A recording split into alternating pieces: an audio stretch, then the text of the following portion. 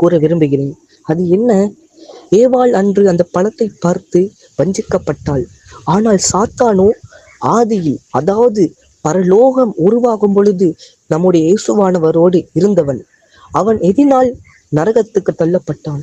காரணம், அவனுடைய பெருமையினால். அந்த பெருமையையே அவன் முதலில் காட்டினான். நம்ம எல்லாத்துக்கும் தெரியும் ஏவாள் வஞ்சிக்கப்பட்டது. அதே போல ஏவாள் தேவனுக்கு கீழ்ப்படியாமல் போனது. இது எல்லாமே நமக்கு தெரியும். ஆனால் ஆதியில் சாத்தானிடம் இருந்தது என்ன? அந்த பாவம் என்ன? அவனிடம் இருந்த அந்த பாவம் என்ன? பெருமை. அந்த பெருமையையே அவன் காட்டினான். அது என்ன பெருமை? ஏவாள் என்ன நினைத்தாள்?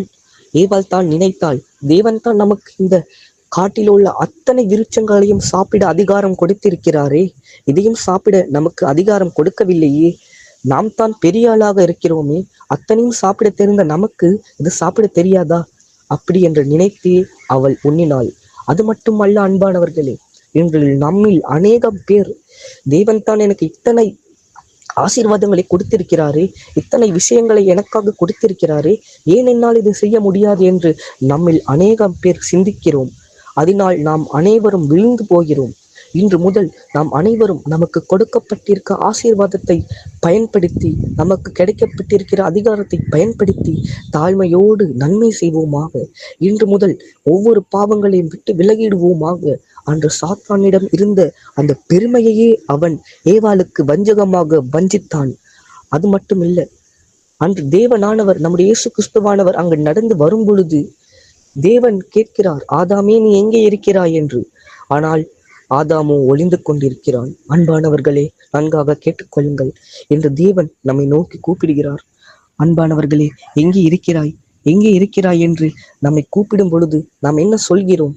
நாம் இங்கே இல்லை ஆண்டவரே, நான் ஒளிந்திருக்கிறேன், நான் நிர்வாணமாயிருக்கிறேன் என்று நாம் கூற மாட்டோம். ஆண்டவரே, நான் பாவி, என்னிடம் நீங்க வராதீங்களே என்றே நாம் கூறுகிறோம். அன்று ஆதாம் கூறின வார்த்தை என்ன? நான் நிர்வாணி. இன்று நாம் கூறுகிற வார்த்தை என்ன? நான் பாவி, நான் பாவி, நான் பாவி என்பதையே நாம் கூறுகிறோம். இன்று முதல் நான் பாவி என்கிற அந்த வார்த்தையை பயன்படுத்தாமல், தேவனே உம்முடைய அடியேன், உம்முடைய பிள்ளை, உம்முடைய ஊழியக்காரன் என்பதான அந்த வார்த்தையை பயன்படுத்துவோமாக. அன்று ஆதாமை போல நாம் ஒளிந்திருக்காமல் அவருடைய சமூகத்திற்கு முன்பதாக மண்டியிட்டு மன்னிப்பு கேட்போமாக. பாவம் என்கிற காரியத்தை விட்டு விட்டு விலகி விடுவோமாக. ஆவியானவரே நம்மை பார்த்து கொள்ள வேண்டும்.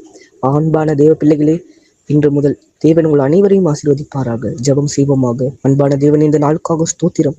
அன்று ஆதாமை போல நாம் ஒளிந்திருக்காமல், அன்று ஆதாம் கூறினான், நாங்கள் நிர்வாணியாக இருக்கிறோம் என்று.